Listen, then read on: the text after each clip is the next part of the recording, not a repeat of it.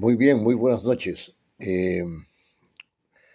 Vengo hoy día a hablarles sobre un par de temas que van quedando un poco rezagados por diversos otros temas que están en este momento en el caldero, digamos, y en la visión de la sociedad, ¿no?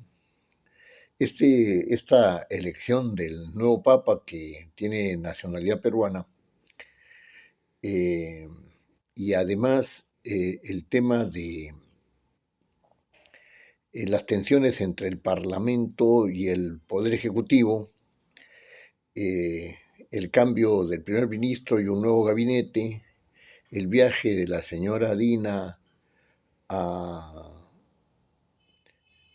esta ceremonia de inicio del pontificado de el nuevo Papa han copado un poco el panorama político y ciertamente religioso del Perú, pero vienen dejando de lado algunos otros temas que a mí me parece que son de importancia, no solamente de reflexión, sino también de consecuencias de carácter político. El primer tema es el que tiene que ver con el Parlamento bicameral. Y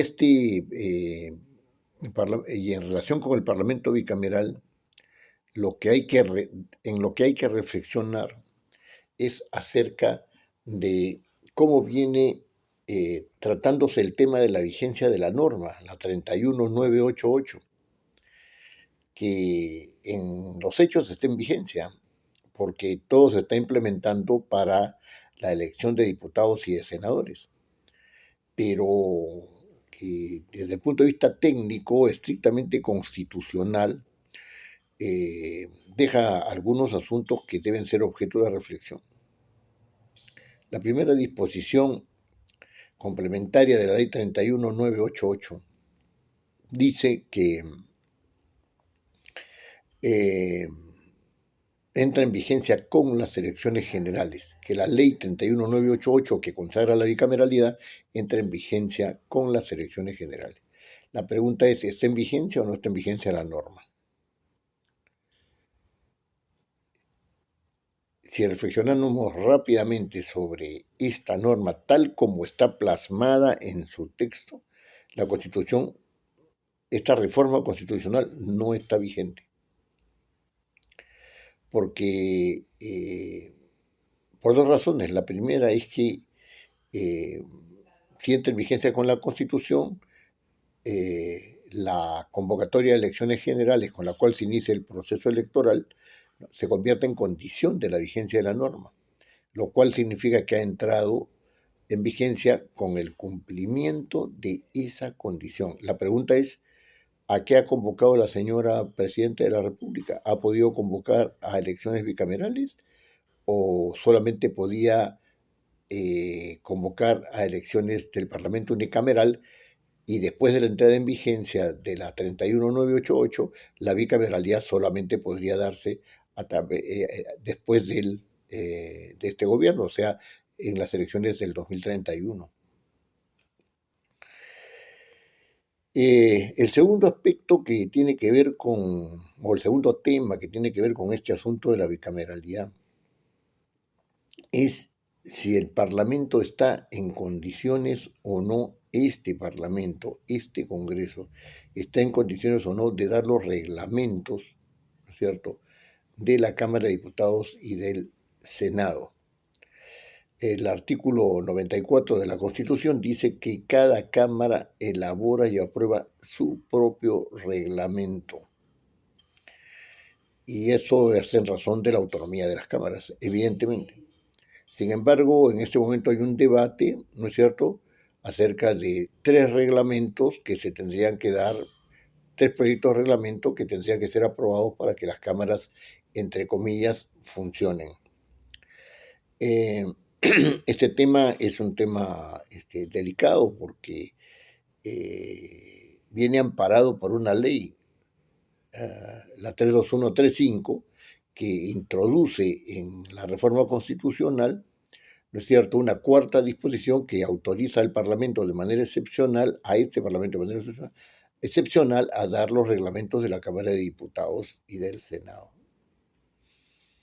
Sin embargo, en el segundo párrafo se dice, esto no obsta para que las cámaras, ¿no es cierto?, una vez constituidas, ¿no?, hagan las modificaciones que deseen o aprueben otro reglamento. Es extraña, ¿no? Es extraña esta disposición constitucional que tiene carácter de excepción. Y lo que más extraña es que se haya dado, ¿no?, en una circunstancia en la que se ha dejado de hacer lo que debía hacerse. Es decir, establecer una disposición transitoria en la ley 31988 que dijera que la constitución de la Cámara de Diputados y del Senado se va a regir por unas reglas determinadas, es decir, unas normas determinadas, y eso es lo que habría que haber hecho. La constitución de las cámaras es un asunto eminentemente de viabilidad, no solamente constitucional, sino política, que no tiene que ver nada con el contenido de cómo se van a regular las cámaras en sus reglamentos. El Parlamento no puede meterse en los reglamentos de las cámaras y sí puede dar viabilidad para que el Parlamento bicameral se constituya. Y un tercer aspecto que también que debe ser motivo de reflexión es que en el debate en la Comisión de Constitución se viene hablando de 3 reglamentos: el reglamento del Congreso, el reglamento de la Cámara de Diputados y el reglamento del Senado. Yo voy a recordar a este respecto que estamos ante un Parlamento bicameral y que por lo tanto solamente pueden haber 2 reglamentos, el de la Cámara de Diputados y el del Senado. El reglamento del Congreso como tal, ¿no es cierto?, no puede existir. Algunos han argumentado que hay asuntos que son propios de una instancia, ojo que utilizo el término instancia y no órgano, ¿no?, de una instancia en la cual se reúnen diputados y senadores y que las atribuciones de esa instancia, ¿no es cierto?, no son ni de la Cámara de Diputados ni del Senado, lo cual es cierto. Pero es un tema que tienen que solucionar las cámaras, no tiene que solucionarse por la vía de la creación de un órgano distinto a ellas. Estamos en un parlamento bicameral, no en un parlamento tricameral. No existe el órgano, ¿no es cierto?, que puede denominarse como quiera, ¿no?, que sea un tercer órgano, porque además, si hubiera un tercer órgano, sus miembros tendrían que haber sido elegidos no para ser diputados o senadores, sino para ser otro tipo de actores en el proceso de constitución del Congreso. En la constitución del Congreso solamente existen 2 cámaras. Aquí las consecuencias de todo lo que acabo de reflexionar son consecuencias que pueden mirarse de manera,